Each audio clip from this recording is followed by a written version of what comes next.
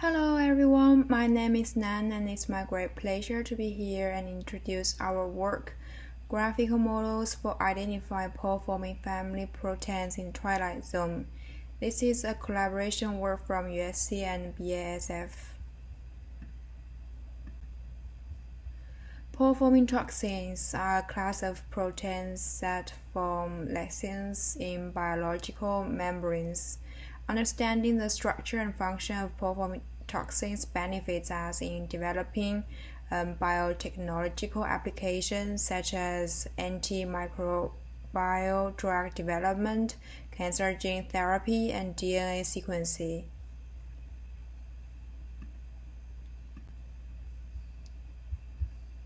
So here is the outline of today's talk. We will first define the problem we want to tackle, followed by the key challenges. Then we will describe the dataset preparation and introduce the proposed graphical model. Finally, we will evaluate the method with both cross-family evaluation and application utility to genomic-wide protein database. For a group of pore-forming toxins with high structure similarity but low sequence similarity, so they are in twilight zones, we are aimed at training a model with their sequence and structure data so that the underlying shared patterns can be learned and utilized to discover more pore-forming toxins of similar functions without knowing their exact 3D structures. We show here an example of MACPF and thiocytolysine proteins in the twilight zones. As is illustrated in the heat map image, all of the proteins are of low sequence identity computed by BLASTP. Also, those proteins have high structure similarity by observing their structure alignment with POSA. We are aimed at obtaining more new pore-forming proteins with similar structures and functions when only sequence information is provided.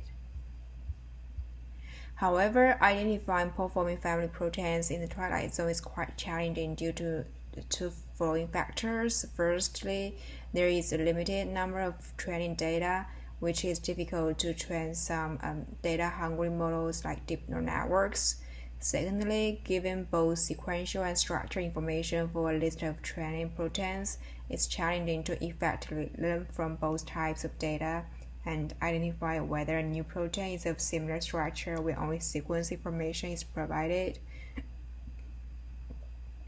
We here show an example of sequence-based hidden Markov models and find that it fails to search the one protein after building profiles after alignment of the other 8 proteins. Next, we will introduce how to construct the dataset of pore-forming proteins in twilight zones.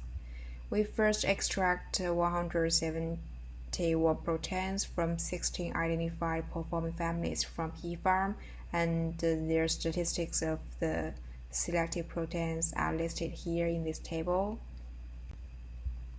We then cluster those proteins according to their structure data. Each protein can be represented by a 171-dimensional vector, with each entry indicating their structure similarity with another protein computed by DALI server. We then perform dimension reduction to project the high-dimensional protein representation into a 2-dimensional space with T-distributed stochastic neighbor embedding.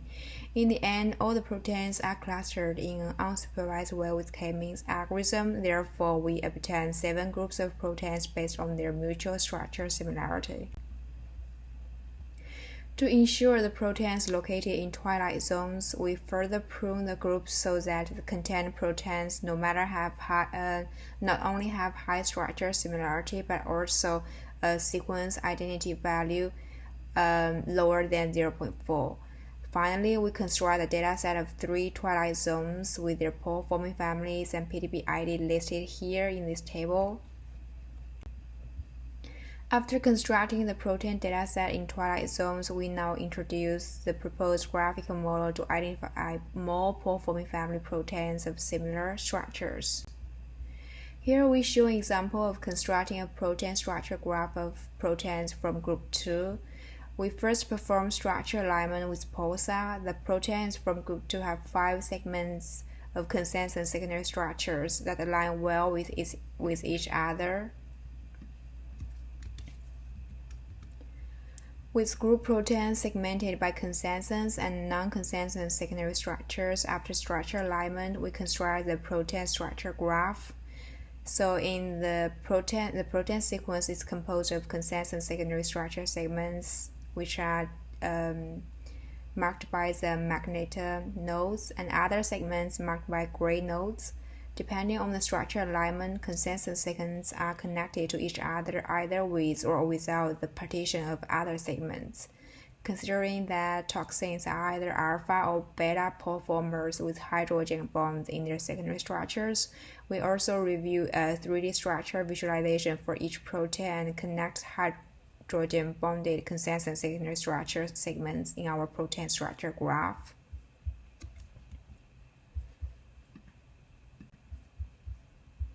We employ the semi-Markov conditional random fields model to maximize the probability of observed consensus and non-consensus secondary structure segments in the protein structure graph, and then we utilize the stochastic gradient algorithm for optimization. For a new testing protein with only sequence information known, we first infer the segmentation with a well-trained graphic model and then calculate the segment interaction-based score to reflect how likely it has a similar structure with the training proteins. So finally, the higher the segmentation interaction score, the more structure similar the testing protein as the training proteins, the more likely it has interesting functionality discovered in that pore-forming toxin group. In the end, we evaluate the performance of the proposed graphical model. For graphical model training and inference, we utilize both intra-segment and inter-segment features. For intra-segment, we utilize amino acid type, Ashley factor, 3 and 8-state secondary structure predictions. For inter-segment features, we utilize parallel beta shear alignment scores. We first show the advantage of the proposed graphic model over the sequence-based HMs in recognizing proteins with similar structures from twilight zones. For cross-family evaluation, 2 families of pore-forming toxins from each of the 3 twilight zones have been collected as positive proteins. Besides, we also download 3,000 proteins from queued PDB database and keeps 150 of them to maintain low sequence identity with the training proteins. We set proteins from the majority family as a positive training set and a single protein from the minority family and all proteins from queued PDB as positive and negative testing proteins respectively. We first evaluate the performance of sequence-based HMs by building a profile based on positive training proteins and search the profile against the testing protein database. However, there are no proteins from the testing set returned by the HMMs with significant hits. Different from HMMs which only utilize sequence information and fail to recognize positive testing proteins, the proposed model constructs protein structure graphs with both sequence and structure information and is able to recognize positive testing proteins with much higher scores compared with negative testing ones. As listed in the second table, both testing proteins from Group 2 and Group 3 have a big lead against other 100 negative testing proteins. Due to the challenges from cost, time, and expertise, we only know structures of thousands of proteins so far. Although the sequence data for millions of proteins is publicly available, we are aimed at leveraging the proposed graphic model to discover proteins with similar structures from large genome-wide protein database, UniProt, when only sequence data from large amounts of proteins is provided. We therefore develop an efficient framework as shown in this figure. The framework is equipped with a deep learning module together with the proposed graphical model. So in step 1, which is based on the experience from experts, we only consider proteins from bacteria, fungi, and plant and limited the sequence length between 50 and 2000. For step 2, proteins in the twilight zones are selected based on their pairwise sequence identity with training proteins. In step 3, only proteins with scores higher than positive testing proteins from the proposed graphical model and sufficiently high probability of being pore-forming toxins from the deep learning model Procyon are considered as potential pore-forming toxins with similar structures. Step 4, Selected proteins from the Twilight zones are merged for further study. So the whole framework is very fast with parallel computing supported, which helps researchers to discover novel pore-forming toxins from more promising proteins with time and financial costs greatly reduced. Here are the references. That's all for our presentation. Thank you for your attention.